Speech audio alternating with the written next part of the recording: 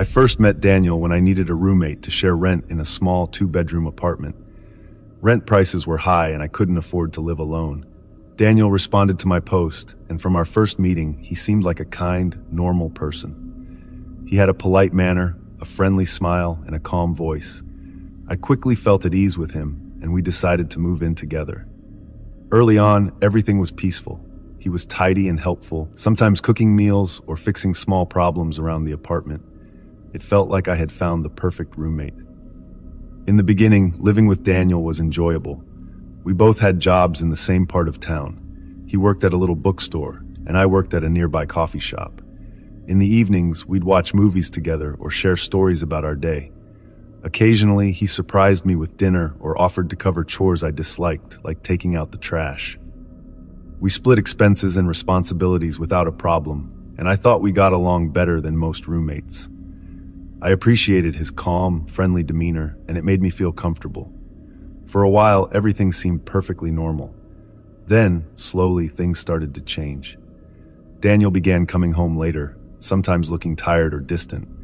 When I asked where he'd been, he'd shrug and say he was with friends, but his tone felt off. There were nights when I'd hear him on the phone, speaking in a low voice. Once I caught him saying something about risk and people not finding out. I tried to convince myself it was just a misunderstanding. Still, it became harder to ignore the sense that something about Daniel was turning secretive and unsettling. One night, I arrived home later than usual and found the apartment dark, except for a dim light in Daniel's room. As I passed by, I heard a soft noise, like quiet sobbing. I knocked on his door, asking if he was okay. He took a long moment to answer, then said he was just tired and wanted to sleep. The crying stopped as abruptly as it began, and the silence left me feeling uneasy. The next morning, he acted perfectly normal again, making small talk over breakfast as though nothing unusual had happened. Yet, the odd happenings kept piling up. I started noticing stains on his clothes that he tried to hide. Once, I found a small knife with dried blood on it in our bathroom cabinet. When I asked about it, Daniel claimed he had cut his hand while preparing food. He laughed off my concern, but something inside me felt wrong. Over time, I grew more anxious around him. I told myself it was just my imagination, but my gut told me otherwise. There was a heaviness in our apartment that I couldn't quite explain, and it seemed to follow me everywhere. Eventually, my suspicions pushed me to invade Daniel's privacy. One night, when he went out, I went into his room. My heart pounded as I looked through his things until I found a box hidden under some clothes. Inside were newspaper clippings about unsolved murders. Some pages had Daniel's handwritten notes in the margins, and there were photos of victims and odd personal items. I felt my stomach lurch as I realized this was more than simple curiosity. Shaking with fear, I put everything back, ran out of the apartment, and called the police from a nearby park. When officers arrived, I led them to the box. They seemed worried too, and began asking me about Daniel's behavior and schedule. I mentioned the stained clothes, the bloody knife, and his late-night phone calls. After gathering information, they advised me to stay somewhere safe while they investigated. Scared and overwhelmed, I stayed with a friend and tried to carry on with my daily life.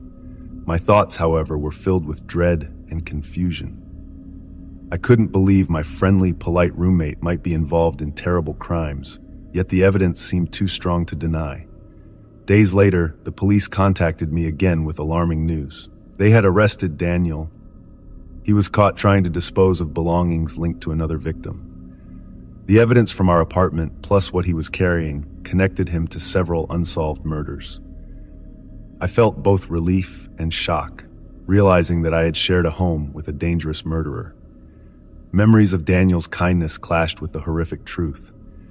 My mind reeled at how I had missed the warning signs, and I couldn't stop picturing every time we had cooked, talked, or laughed together. It was terrifying to realize how easily I had been fooled. Returning to the apartment to pack my belongings was one of the hardest things I have ever done. The rooms felt eerie, as if they still held the echoes of Daniel's secrets. As I sorted through my things, I found a note from him in my room. It read, "I'm sorry you found out this way. I never wanted to hurt you. You were the only real friend I had. Goodbye." My hands trembled as I read those words. I could not decide if they were genuine or another manipulation. Either way, it left me feeling torn, frightened, and strangely sad. Not long after, I moved away to another city, trying to start over. Yet the memories haunted me. I grew more cautious and fearful, no longer trusting people at face value. Although I know I am not to blame for Daniel's actions, I still wonder if I could have acted sooner, maybe saving lives. The darkness I lived with remains a part of me, a reminder that evil can hide behind a friendly smile. Even now, I keep my distance from others, always looking for signs of danger. Living with Daniel changed my life forever, and I will never forget it. Before we dive into the next story, if you're visiting our channel for the first time, don't forget to hit the subscribe button and turn on the bell icon to stay updated with our upcoming scary stories.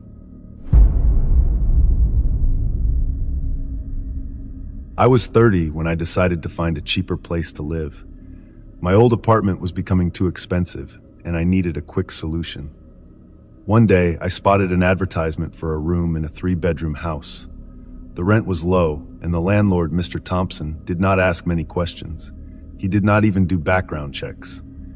I found that strange, but I was in a rush and could not afford to be picky. The house was old, with creaking floors and narrow hallways, but it felt comfortable enough for my needs. When I first toured the place, Mr. Thompson showed me the layout: 3 bedrooms, a small kitchen, a cozy living room, and 1 bathroom to share. He barely spoke about rules or expectations. I only knew I would have one roommate named Elizabeth. That afternoon, I signed a simple agreement and moved in. As I placed my boxes in my new room, I felt a slight chill in the air, but told myself it was just an old house settling around me. Elizabeth worked at night and slept during the day. Because of her schedule, we hardly crossed paths. I never even caught a glimpse of her during my first month there. Her door was always closed, and I rarely heard a sound coming from her room. Although she seemed to keep to herself, I sometimes felt as if there was another presence in the house, like someone watching from a hidden corner. At first, I thought I was just uneasy about living with a stranger I never saw. Soon after I settled in, odd things began to happen. I would place my keys on the kitchen counter, then later find them on the dining table. My toothbrush, which I kept in a cup by the sink, sometimes felt damp when I had not used it. I tried to think of logical explanations. Perhaps I was stressed and forgetting where I placed things. Maybe the house had small leaks or drafts that made items shift. But as days passed, it became harder to ignore the strange feelings growing inside me. One evening, I returned from work and noticed the front door was slightly open. I was certain I had locked it that morning. My heart began to pound. I stepped inside carefully and called out, "Hello, is anyone here?" The house was quiet, but there was a tense quality to the silence. Nothing seemed stolen or moved, yet I felt as if someone had been there just moments before. That night, I triple-checked every window and door, making sure each lock was secure. Still, as I tried to sleep, every creak made me tense up. Late at night, I started hearing soft noises. Sometimes, they sounded like light footsteps coming from the second floor. At other times, I heard a gentle humming, almost like a lullaby. These sounds froze me in my bed.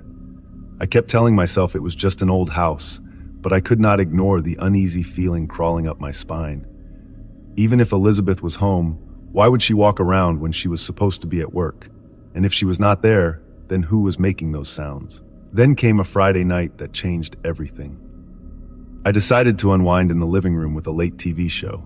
I was half distracted, sipping some tea, when I suddenly felt as though I was being watched. My skin prickled. I glanced over my shoulder but saw nothing. Trying to stay calm, I looked back at the television. Without warning, the overhead light flickered and went out, leaving only the dim glow from the TV. My stomach tightened. I turned around slowly and, in the doorway, saw a figure. It was Elizabeth. She stood in the shadowy hallway, her face hidden in the dark. I could not see her eyes clearly, but I felt her staring at me. For a moment, neither of us moved. Then she turned and silently disappeared down the hall, leaving me shaken. "Elizabeth?" I called out, my voice trembling. There was no reply. Fear rushed through me, and I hurried to switch the lights back on. Everything felt surreal. I ran to my bedroom and locked the door, my thoughts racing with questions. Who exactly was she, and why did her presence feel so unsettling? That night, I barely slept. Every rustle in the hallway sent chills through me. By morning, I was certain I needed to get away. I packed a small bag and went to a nearby motel, craving a sense of safety. Once I was there, I called Mr. Thompson and told him about the eerie events, including Elizabeth standing in the dark. He sounded worried but not surprised. He asked if I was okay, yet he offered no real answers. Something in his voice made me think he knew more than he was telling. After a much-needed rest at the motel, I decided to return to the house the next day to gather the rest of my things. As I stepped inside, the house felt different. It was quieter, but the silence was heavy. I rushed to my room to pack clothes and personal items. On my way out, I noticed Elizabeth's door was slightly open. My curiosity got the better of me, and I pushed it wider. The room was dim, covered in dust, as though nobody had lived there for a very long time. A small bed stood against one wall, and old photographs hung near it. Stepping closer, I saw that the photos showed a young woman who looked exactly like Elizabeth. In one picture, Mr. Thompson stood next to her, much younger than he was now. Curious, I flipped the photo over and saw a date from 20 years ago. My heart pounded. If these pictures were so old, how could Elizabeth still look the same today? Suddenly, I heard a faint creak behind me and spun around, but no one was there. Gripped by fear, I grabbed a photograph and dashed out of the house, determined to confront Mr. Thompson. I went straight to his office and showed him the picture. He grew pale and finally confessed that Elizabeth was his sister who had disappeared 2 decades ago.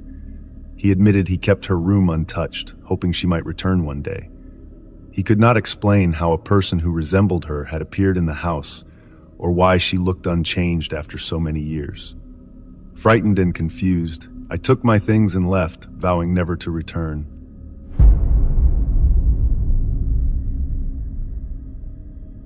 I never imagined that moving into a small apartment in the city would lead me to such a terrifying experience. It started very simply. I was excited to find a place with low rent and a location close to my new job. I thought life would be easy and peaceful, but I was wrong. My roommate, Alex, turned out to be someone I will never forget. From the moment I met him, I felt something was off.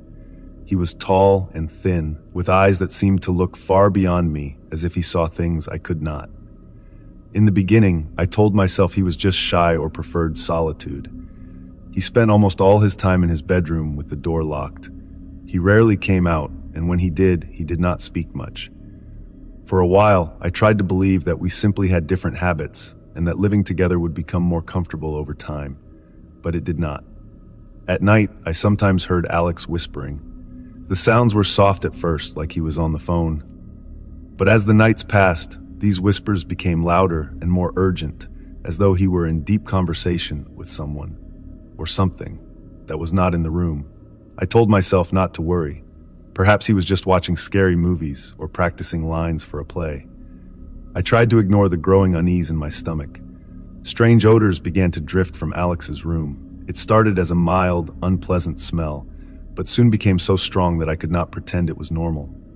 It reminded me of something rotten, like spoiled meat or garbage left outside for too long. When I asked Alex about it, he laughed in a strange, hollow way. He said he had spilled something and would clean it soon, but the smell never went away. If anything, it got worse. I also noticed the way Alex seemed to glide through the apartment. He moved so quietly that I sometimes did not realize he was standing right behind me. Late at night, when I woke up to get a drink of water, I would see him in the hallway. His eyes would follow me, dark and cold, and it felt like he was watching every move I made. I would hurry back to my room. One night, when I could not sleep, I decided to find out what Alex was doing. As quietly as I could, I walked to his door. It was slightly open, and a sliver of light spilled out into the dark hallway. My heart was pounding, but I pushed the door a bit wider. Inside, I saw Alex standing in the center of the room, surrounded by lit candles. Their flickering flames made giant shadows dance on the walls. Alex was holding an old yellowed book, and he was chanting in a deep, strange voice. I could not understand the words. It sounded like a foreign language, or perhaps no language at all. The air felt heavy, like something dark and dangerous was hovering in the room. Suddenly, I noticed a shape in the corner. It was hunched over and twisted, with eyes that glowed in the candlelight. The sight made my heart skip a beat, and I stumbled back in fear. Without thinking, I turned and ran to my bedroom, slamming the door behind me. I hid under my blankets, trembling, praying that dawn would come soon and bring some sense of safety. When morning arrived, I hoped daylight would make everything better. But things did not improve. They got worse. Alex became more unpredictable. His whispers were louder and more frequent, and he hardly seemed to eat or sleep. He would stare at me for long periods like he was studying me. One evening, I gathered the courage to ask him what was going on, but he only stared through me and said nothing at all. Then, one night, Alex simply vanished. His bedroom was empty. The candles were blown out, and the strange book was gone. I looked through every room in our small apartment, but he was nowhere to be found. I should have felt relieved, but a feeling of dread clung to me. It felt like he was still around, watching me from somewhere I could not see. Days turned into weeks, and there was still no sign of Alex. I tried to go on with my normal routine, working, cooking, and sleeping. Yet each time I entered the apartment, a sense of unease covered me like a dark cloud. I would jump at small sounds and glance over my shoulder, expecting Alex to be there. Then came the scratching. Late one night, I heard a faint, scraping noise inside the walls. At first, I tried to ignore it, telling myself it was just a mouse or a rat. But the noise grew louder and more persistent until it became impossible to block out. It sounded like something with sharp claws scraping against the inside of the wall, trying to break through. Before long, the creatures appeared. They crawled out of dark corners, their bodies contorted in unnatural shapes, their eyes glowing with an intense, frightening light. I stood frozen, my heart pounding, as they skittered across the floor. There were so many of them, and they all seemed to look right at me. It felt like they were waiting for a command, like I was a trapped animal in a cage. At that moment, I realized I had to escape. I grabbed my keys and dashed for the door, but then I saw him. Alex stood in the doorway, blocking my path. His face looked paler than before, and his eyes were emptier than I had ever seen. "You can't leave," he said, like a judge delivering a sentence. "You belong to us now." Terror gripped me, and I somehow found the courage to push past him. I ran down the hallway and out of the building, never once looking back. My heart raced, and I could barely breathe until I was far, far away.